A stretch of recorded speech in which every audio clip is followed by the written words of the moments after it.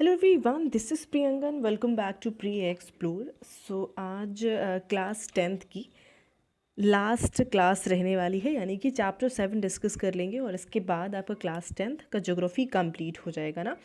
सो अगर आप बीपीएससी की प्रिपरेशन कर रहे हो, यानी कि बीपीएससी टीआरई 4.0 में अपेयर होने वाले हैं, या फिर आप सीटेट का भी एग्ज़ाम देने वाले हो ना जुलाई 2025 को, तो भी आप इस क्लास को ले सकते हैं। क्लास 10th कंप्लीट हो चुका है एंड इसके बाद हम ज्योग्राफी स्टार्ट करेंगे, क्लास 9th की ज्योग्राफी। ठीक है, सो साथ में जुड़े रहें। क्लास की पीडीएफ्स वगैरह आपको प्रोवाइड करा दी जाती है टेलीग्राम पे, और जो पीडीएफ्स हैं, इवन आपको नोट्स बनाने की भी ज़रूरत नहीं, बिकॉज आपको पीडीएफ वगैरह जो है इस तरह से हाईलाइट करके प्रोवाइड कराई जाती है। जो पॉइंट्स इंपॉर्टेंट है आपके लिए वो हाईलाइटेड मिल जाता है ना। तो चलिए शुरू करेंगे।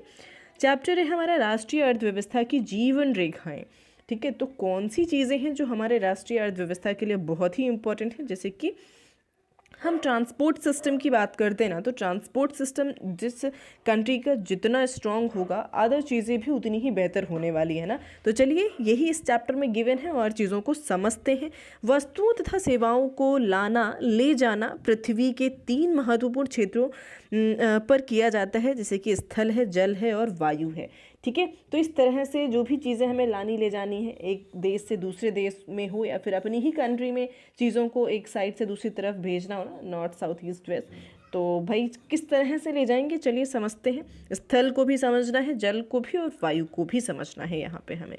ठीक है, सो 1 to 1 देखेंगे। पहले हम ट्रांसपोर्ट परिवहन की बात करेंगे, जो कि स्थल का रहेगा स्पेशली। ठीक है, तो भारत का अगर हम देखते हैं तो भारत विश्व का दूसरा सर्वाधिक सड़क जाल वाला देश है। पूरे विश्व में अगर हम कंपेयर करते हैं तो दूसरे नंबर पे हमारा भारत आता है, और यह सड़क जाल लगभग 62.16 लाख किलोमीटर में फैला हुआ है। ठीक है, फिर उसमें आपका सड़क परिवहन हो या फिर रेल परिवहन, ये सारी चीज़ें आपकी शुरू करी जाती हैं।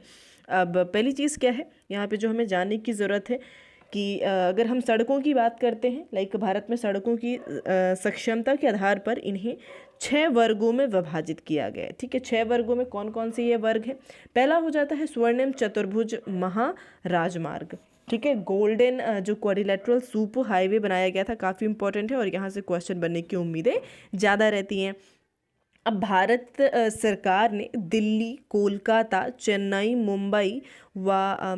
मुंबई व दिल्ली को जोड़ने वाली 6 लेन वाली महाराजमार्ग सड़क को यहाँ पे एक तरह से बनाया है, जो कि मतलब इन महानगरों को जोड़ने का काम करता है। दिल्ली से कोलकाता, चेन्नई, मुंबई, है ना, इनको जोड़ा गया है। इसे ही कहा जाता है स्वर्णिम चतुर्भुज योजना।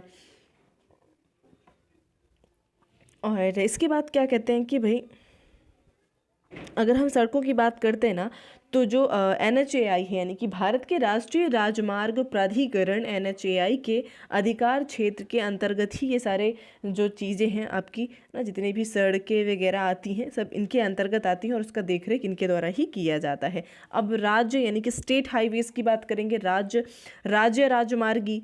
ठीक है, तो राज्यों की जो राजधानी की जिला मुख्यालयों से जोड़ने वाली सड़कें राजमार्ग कहलाती हैं। ठीक है, राज्य राजमार्ग किन्हें कहते हैं, तो इस तरह से ये चीज़ें कहलाएंगी आपकी।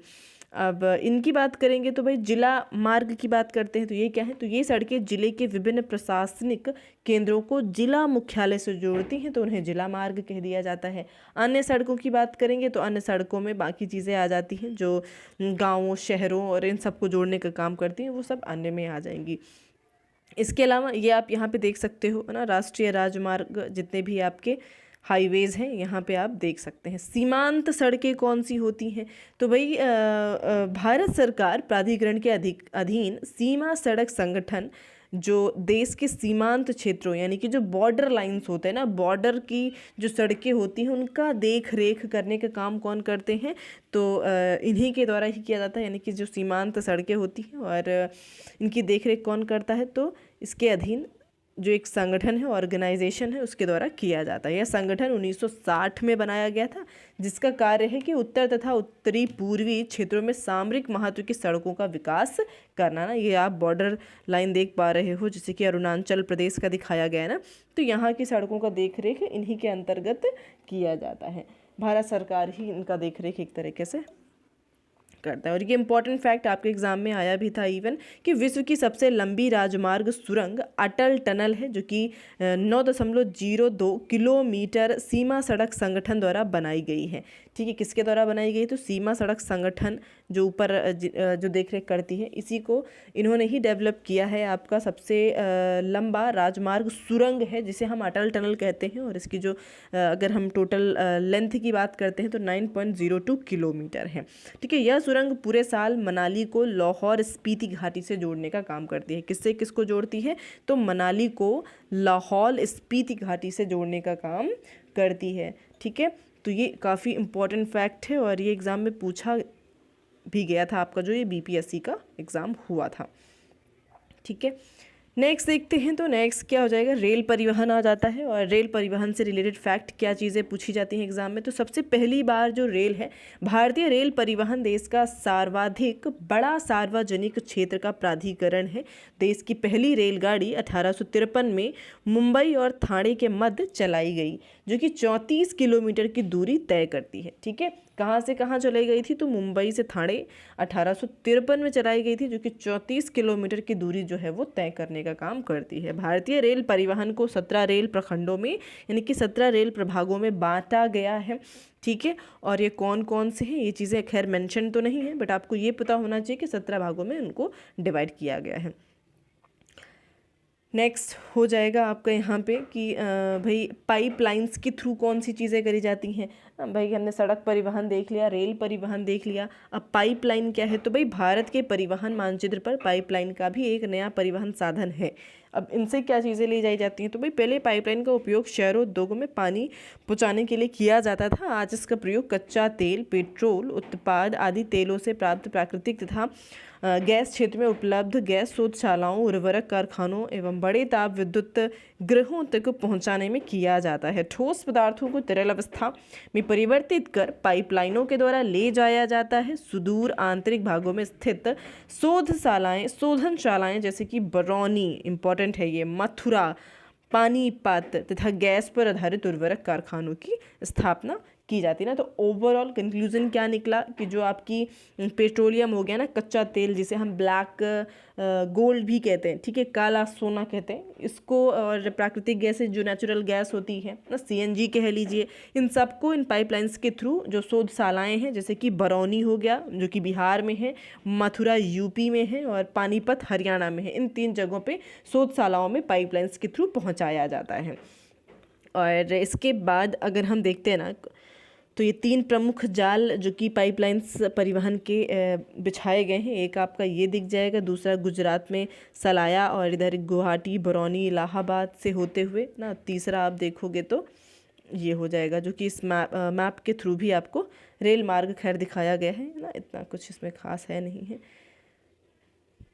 आगे देखते हैं तो भाई कि निम्न जल मार्गों को ना, अभी हमने स्थल मार्ग देख लिया है ना, अब जल मार्ग की तरफ आते हैं। तो जल मार्गों को भारत सरकार के द्वारा राष्ट्रीय जल मार्ग घोषित किया गया। ठीक है, नेशनल वाटरवे इन्हें घोषित कर दिया गया है। वो कौन कौन से हैं? तो सबसे पहला था, और ये इंपॉर्टेंट भी हो जाता है क्योंकि पहला था, हल्दिया तथा इलाहाबाद के मध्य गंगा जल मार्ग को 16-20 किलोमीटर लंबा है और 9 गम्य जल मार्ग संख्या 1 है ये। ठीक है, याद रखना है कि हल्दिया से इलाहाबाद तक जाता है, गंगा नदी में बनाया गया है। सदिया और धुबरी के मध्य इतने लंबा किलोमीटर लंबा है। किसके किसके बीच में? सदिया और धुबरी के बीच में बनाया गया, ब्रह्मपुत्र नदी में बनाया गया है। केरल में पश्चिम तटीय नहर यानी कि कोट्टापुरम से कोल्लम तक बनाया गया है ना, इस तरह से हो जाएगा। और काकीनाडा पुडुचेरी नहर में बनाया गया है, गोदावरी और कृष्णा नदी पर बनाया गया है। और इसी तरह से आपका एक लास्ट ये है, माताई नदी महानदी के डेल्टा चैनल, ब्राह्मणी नदी और पूर्वी तटीय नहर के मध्य में बनाया गया है। ठीक है, पत्तन कई सारे बंदरगाह हैं और वो भी काफ़ी इंपॉर्टेंट हो जाते हैं, जैसे कि स्वतंत्रता प्राप्ति के पश्चात कक्ष में कांडला पहले पत्तन के रूप में विकसित हुआ था। ठीक है, कौन सा? तो कांडला, जो कि गुजरात कक्ष में बनाया गया था।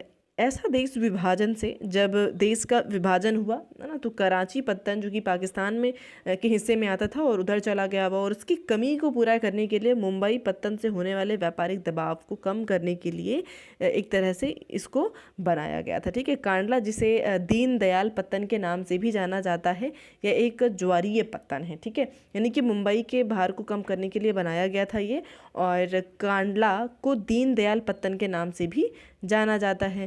भाई मुंबई वृहत्तम पत्तन है जिसके प्राकृतिक खुले विस्तृत एवं सुचारू पोताश्रय हैं। मुंबई में अधिक परिवहन को ध्यान में रखते हुए जवाहरलाल नेहरू पत्तन भी विकसित किया गया था। ठीक है, पहला कांडला होता है, दूसरा एक तरह से देखेंगे तो मुंबई पत्तन जो कि एक प्राकृतिक पत्तन है, और मुंबई के जो लाइक वहाँ पे जितना भी एक तरह से बर्डन है काम का, उसको कम करने के लिए जवाहरलाल नेहरू पत्तन वहीं पे बनाया गया है मुंबई के साथ साथ में। यानी कि मुंबई वाला देखा जाए तो प्राकृतिक है, और जवाहरलाल नेहरू पत्तन जो है वो कृत्रिम है, वो बनाया गया है। लौह अयस्क के निर्यात के संदर्भ में मारमा गाँव पत्तन देश का महत्वपूर्ण पत्तन है। ठीक है, लौह अयस्क के निर्यात के संदर्भ में मारमा गाँव पत्तन देश का महत्वपूर्ण पत्तन है, और कर्नाटक में स्थित न्यू मंगलौर पत्तन कुंद्रेमुख खानों से निकले लौह अयस्कों का निर्यात करता है। ठीक है, कौन सा? कर्नाटक में स्थित है न्यू मंगलौर पत्तन। ठीक है, जहाँ से जो कि स्पेशली लौह अयस्क का निर्यात करने का काम करता है। ठीक है, और नेक्स्ट देखेंगे इसके बाद, तो भाई तमिलनाडु के दक्षिण पूर्वी छोर पर तूतीकोरिन है। ठीक है, तूतीकोरिन पत्तन है जो कि एक प्राकृतिक माना जाता है, प्राकृतिक पत्तन है, यानी कि प्राकृतिक रूप से ही वो था। चेन्नई हमारे देश का प्राकृतिक चेन्नई भी है। प्राचीनतम कृत्रिम पत्तन, माना कृत्रिम यानी कि जो बनाया गया है, डेवलप किया जाता है। विशाखापत्तनम स्थल से घिरा गहरा व सुरक्षित पत्तन है, और उड़ीसा में स्थित पारादीप पत्तन है। ठीक है, उड़ीसा का कौन सा है? पारादीप हो जाएगा।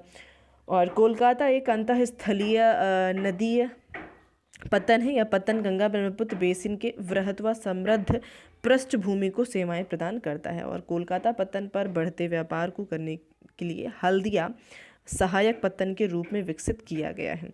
ठीक है,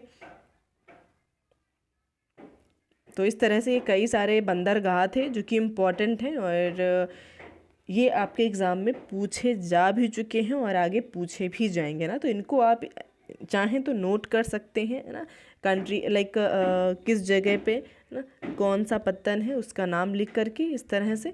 अब अंतर्राष्ट्रीय व्यापार क्या होता है? तो भाई एक देश से दूसरे देश के बीच में जो व्यापार ट्रेडिंग चलती है उसे ही अंतर्राष्ट्रीय व्यापार कहा जाता है। ठीक है, तो इस तरह से जितने भी इम्पॉर्टेंट फैक्ट थे हमने इस चैप्टर के डिस्कस कर लिए हैं। आई होप आप समझ गए होंगे चीज़ों को। सो ये PDF जो है आपको टेलीग्राम पे मिल जाएगा, लिंक डिस्क्रिप्शन में है टेलीग्राम का। सो आज के लिए इतना ही रखते हैं, और फिलहाल क्लास 10th कंप्लीट हो चुका है हमारा, है ना। नहीं देखा है तो पुरानी क्लासेस ज़रूर देख लीजिएगा, PDFs वगैरह सब कुछ आपको टेलीग्राम पे ही मिल जाएगा ना। एंड अभी हम स्टार्ट करेंगे क्लास 9th। ठीक है, क्लास 9th की ज्योग्राफी शुरू करेंगे, और ज्योग्राफी के साथ साथ अदर चीज़ों को भी कंप्लीट करेंगे।